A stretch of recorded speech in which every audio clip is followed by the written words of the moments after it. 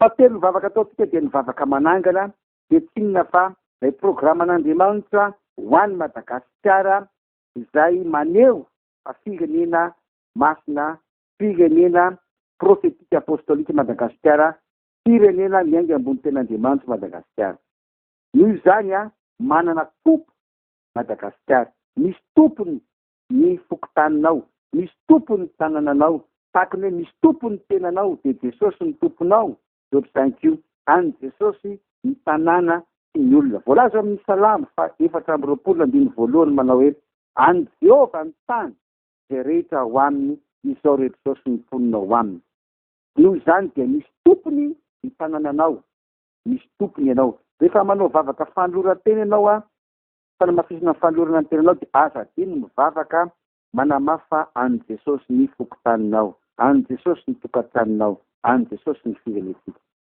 Voalaza amin'ny Efan'ny Apôstôly 7:20 fa Andriamanitra nametraka anao eo amin'ny fokotany misy anao io. Ka fitenen'Andriamanitra tsara ny fotoana nipetrahanao eo.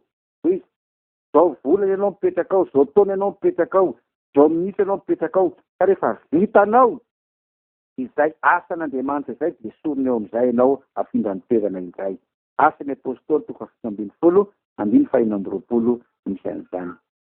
Noho izany raha lafina bazy, ilay toerana izay nisy an'ny devoly taloha tao ideny dia tavy nidiriny satria nipetraka tamina volamena izy, nipetraka tamin'ny vatosoa izy, nipetraka tamin'ny Heroda sy ny safira isan-karazany izy. Dia amin'izao vanany izao dia ireo fikambanana satanika izay miaraka aminy dia mitady hidonjo mbola hipetraka ao. Ary izay mahatonga ny firenetsika izay donginy zareo fotsiny. Izany tsy ometsika tantany ilay fikambanana satanika intsony ireo arena rehetra izay napetraka Andriamanitra eto Madagasikara, satria avoaka an'Andriamanitra ireo aren'ireo amin'izao fotoana izao. Araka ny teniny ao amin'ny Romanina 9:7-20 manao hoe fa izao zavaboary rehetra izao dia samy manilo fatratra ka miandry ny fampisehoana ireo zanak'Andriamanitra. Rehefa mpatonga ny volamena mivoaka eto amintsika, ny safira mivoaka dia mitady akan'ireo aren'ireo fikambanana satanika. Tsy ometsika azy intsony ireo fa ho alaitsika zanak'Andriamanitra ireo mba ninona ho avadika ho fitaovana, ho avadika ho vola, toriana, antarana sy filazantsara ny fanjakan'Andriamanitra, satria voasokatra na hoe hotoriana amin'izao tontolo izao ty filazantsara ny fanjakan'ity vavolombelona ny firenena rehetra dia efa ho tonga ny farany. Satria iainga eto Madagasikara ilay fifoasam-panahy lehibe farany izay vao ho tonga ny farany. Izany raha lasana bazy dia alehantsika kristianina no alehan'ny firenena. Izay sainao no zava-misy ao amin'ny fokotaninao. Raha matahotra lava ianao eo atokantranonao dia zagaga fa hisy tahotra ao amin'ny fokotany misy anao. Raha miady lavinareo mivady ao atokantrano, azagaga fa misy ady korotana ao amin'ny fokotany misy anao. Matoly firenetsika tsy mbola mety milamina dia ntsika zanak'Andriamanitra izay mbola tsy mifankatia. Andeha raha lasina bavy atambatra amin'ny fosiny saina amin'izay ny fitiavana, izany hoe ilay Jesosy izay niraisinao manokana ho tompona hamonjy ny fiainanao dia niraisiny ihany koa Jesosy, dia niraisiny tao an'ilododrindrina amintsika koa Jesosy, dia niraisiny iray fokotany amintsika koa Jesosy. Andao hitambatra isika iray fioraisaina anao vavaka amin'ny finoana atao amin'ny fitiavana ho an'ny fokotany misy atsika, fa izay alehantsika kristianina no alehan'ny firenetsika. Mazava araka izany ary mitetikady ny Satana fa aka ireo zava-mahafinaritra rehetra araka ny fanambarantsika hatramin'izay amin'ny Apokalipsy 9:20 misy ny antsoina zava-mahafinaritra ny teny. Akan'ireo izy tahaka ireo teknôlôjia amin'izao fotoana izao, ireo vatosoa sarobidy, ireny ilay zava-mahafinaritra ny teny. Efa haitsika moa izy ireny dia avadika ry zareo ho lasa zavatra mahafaty vatana sy saina ary fanahy ka atongavana any amin'ny farimy rehetra fisolo tsara. Fa ny planin'Andriamanitra kosa dia ireny zava-mahafinaritra rehetra ireny dia ho avadika ho zavatra mahavelona, zavatra mahasoa, mitondra aina araka ny voalaza ao amin'ny Jeremia 9:20 manao hoe fa izao Jehova dia manana hevitra hiverana anareo, hevitra hitondra fiadanana fa tsy loza mba hanome anareo ny fanantenana ny amin'ny farany.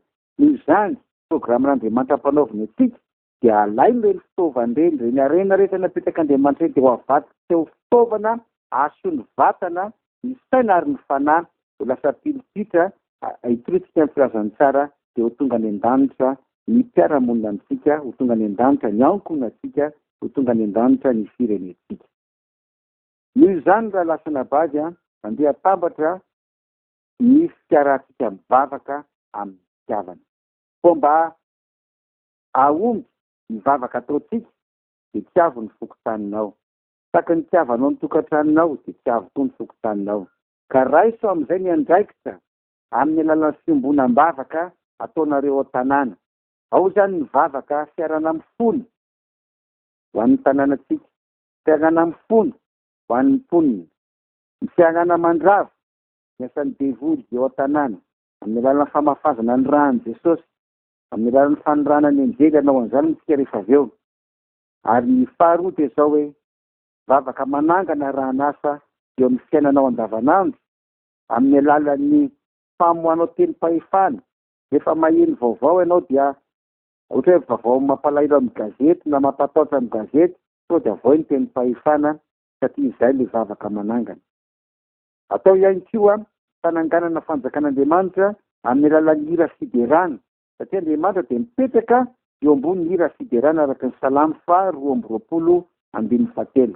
Ary ny azonao ireo atao ihany koa araka ny volazantsika tany aloha dia hoe atolory amin'ny Jesosy hatrany ny tanànatsika, amafisy tany Jesosy ny tanànanao, teneny foana isaky mivavaka ianao hoe efa manana tompo ny fokotaniko, noho izany tiany devoly ny fokotaniko. Tanterao arazay vavaka anankitelo zay, fa ny firenentsika dia firenena voafidin'Andriamanitra, firenena masina, efa nidiny Jesosy tamin'ny rany ny firenena malagasy araka ny voalaza amin'ny Petera 2:2.